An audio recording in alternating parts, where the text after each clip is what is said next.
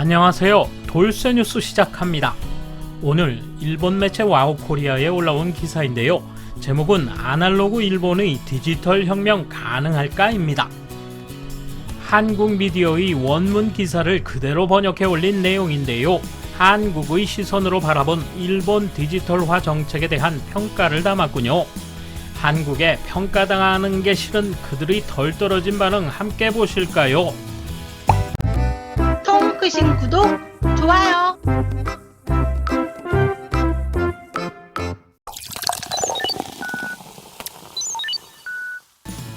스가 요시히데 일본 총리가 오는 29일 교체된다. 올림픽 준비와 코로나 방역에만 매달리다 보니 자신의 국가 비전을 펼칠 기회도 적었다. 9월 초 출범한 디지털청이 그나마 성과로 꼽힐 정도다. 지난 2년간 코로나 방역과 피해 지원금 신청 과정에서 일본의 낙후된 디지털화 실태가 여실히 드러났다. 정부 부처와 1700여 지자체가 각각 다른 행정정보 입력 시스템을 사용, 자료 공유조차 불가능한 실정이다. 디지털화 수준은 지표로 확인된다. UN 2020년 기준 전자정보 순위에 따르면 일본은 14위에 그쳤다. 1위는 덴마크, 2위가 한국이다.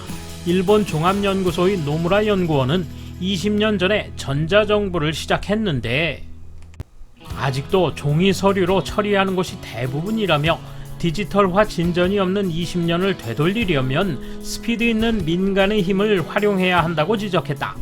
디지털청의 목표는 행정 절차의 온라인화와 중앙정부, 지자체의 디지털화 가속, 이를 위해 600명의 인력 가운데 200명을 IT업계 출신으로 뽑았다. 중앙부처로는 파격적인 인사채용이다. 이들 민간 전문가가 제각각인 정부 시스템의 규정을 표준화하고 클라우드상에서 운용 가능한 구조로 개편하게 된다. 종이 서류를 사용해온 아동수당과 간병 신청은 스마트폰으로 바꾼다. 마이넘버를 활용 은행 계좌와 연동해 지원금 지불 등 디지털 행정 서비스가 가능한 사회가 목표다. 민간 업계는 국가가 각종 정보를 민간에 개방하므로 이로써 새로운 비즈니스가 생길 것을 기대한다. 국토교통성은 입체 지도 데이터를 일반에 공개, 지도 앱 개발 등 다양한 신규 사업 지원에 나섰다. 일본의 체질을 바꿀 기회가 열렸으나 국민의 초기 반응은 냉담하다. 아날로그 중심인 일본 사회 구조도 여전히 공고하다. 디지털 기기 사용에 서툰 많은 노년층이 행정 디지털화를 반기지 않고 젊은 층은 개인정보 노출을 꺼려 행정 전산화에 소극적이다. 디지털화로 사라질 일자리를 우려하는 기존 산업 종사자도 적지 않다. 아날로그식 사고에 갇힌 기득권 정치 세력이 디지털 사회 전환의 가장 큰 장애물이다. 1955년 자민당 탄생 이후 파벌간 담합으로 총리가 되는 낡은 정치 체제로는 구조개혁이 쉽지 않다. 이제 디지털 혁신을 이끌 책임은 차기 총리에게 넘어갔다. 오는 29일 자민당 총재 선거에서 개혁적인 인물이 나와야 디지털화 실패를 만회할 수 있을 것이다. 아사히 신문 여론조사 결과 응답자의 58%가 다음 총리는 아베나 스가의 정치 노선을 계승하지 않는 것이 좋겠다고 답했다. 과연 일본 국민의 선택은? 이에 대한 일본 누리꾼 반응 보실까요? 온 힘을 다해 행정과 인증을 위한 디지털화를 방해한 건 다름 아닌 야당과 언론입니다. 개인정보가 빠져나간다고 외치며 일본 전국에서 소송을 남발하고 마이넘버 제도를 쓸모없게 하거나 전국 통일 DB화를 금지시켰으니 그게 얼마나 국민에게 해가 됐는지 바로 드러난 코로나 사태 1년 반이었습니다. 한국은 확실히 디지털화가 빠르고 대국민 온라인 서비스도 풍부하지. 근데 말이야, 문정부 들어 효율화가 중요하다면서 인구 감소에도 불구하고 공무원 12만 명 이상 증가했다는 건 무슨 소리야? 결국 너무 성급했고 쓸데없이 국민을 위한 서비스를 너무 많이 하고 있다고 생각한다. 속도에 관해서는 인구, 국토규모, 환경 여러 가지 차이가 있고 대그의 나라처럼 호적제도 폐지하며 디지털화 한다는 건 그쪽과 달리 역사가 깊어서 쉽게 되지 않거든요. 스가가 무파벌이라는 건 그렇다 쳐도 농가 출신이라는 게 디지털화와 상관이 있나? 그런데 당신 나라의 디지털화는 성공적이야? 신용카드 취급이 정지될 것 같은데 이럴 때 현금이 없으면 아무것도 살 수 없지.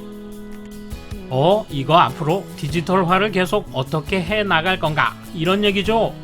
도중에 갑자기 파벌간 담합 등이 디지털화를 막아왔다는 등 의미를 알 수 없는 비약을 하다 보니 부랴부랴 아사히 신문을 이용해 아베 씨 노선은 안 된다는 여론조사 내용으로 넘기는 건 괜찮은가요?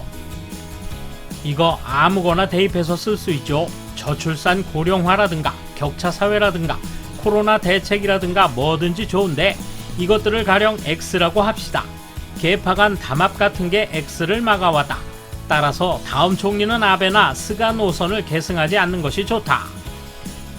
어때요? 뭘 대입하든 결론은 똑같죠. 안심하세요. 누가 총리가 되더라도 이제 당신들에게 유리한 양보를 하지는 않을 테니까요. 무슨 근거로 높은 곳으로부터의 시선일까?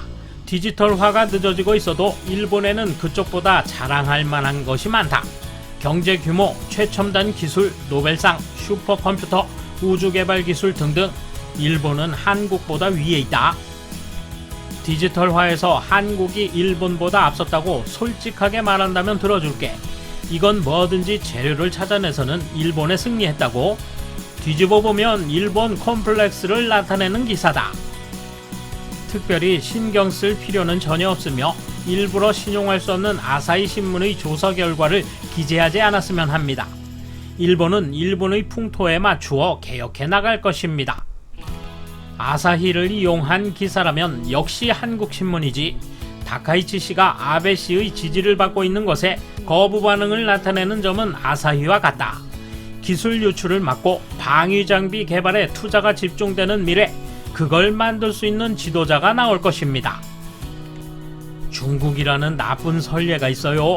뭐든지 디지털화해서 정부가 개인정보를 통째로 가지고 있는 상태, 특히 돈의 흐름은 현금 없이 정보만 유출될 것입니다. 중국 공산당이 그것을 이용하지 않을 리가 없습니다. 디지털화를 추진해야 하지만 중국 공산당을 반면 교사로 삼아주세요. 학교에서 연락 앱을 도입해도 같은 내용의 프린트를 매일 아이로부터 건네받는다. 결국 효율화가 진행되지 않고 선생님들이 2번 수고해야 돼버려서 이상하다고 생각한다. 컴퓨터가 없는 집도 있기 때문에 온라인 수업을 하지 않는다는 건 일단 선진국으로서 꽤 부끄러운 변명이다. 연필이나 노트만큼이나 필수품인 것 같은데. 문부성 홈페이지도 봐주기 힘들어. 누군가 웹디자인을 잘 하시는 분 봐주셨으면 좋겠다. 나라 교육을 담당하는 톱기관의 홈페이지가 저래서야 볼썽사납다. 내 경제관념이 부족한 것도 원인이지만 카드를 자꾸 써버려서 빚이 커진 적도 있었다. 그래서 잔고가 없으면 지불할 수 없는 편의점이나 슈퍼카드는 편리하기 때문에 사용하고 있지만 신용카드는 사용하지 않으려고 한다. 얼마 전에 라디오에서 들은 이야기인데 관공서 간 디지털화에는 폼의 통일이 필요하고 그렇게 되면 그 폼을 개발한 한 회사의 단독 승리가 되고 그 이권에 때로 몰려다니는 정치가도 나온다고 한다. 모르겠지만 그런 게 벽이 되는 것 같다. 돌쇠 한마디. 선도하는 걸 서두른다 하고 부작용에만 매몰된 좁은 사고방식. 이렇듯 변화를 향한 도전이 두려운 일본. 다시 한번 고마워요. 감사합니다. 돌쇠 물러갑니다. 이번 소식은 여기까지입니다. 시청해주셔서 감사합니다. 돌쇠처럼 우직하게, 만인처럼 화끈하게.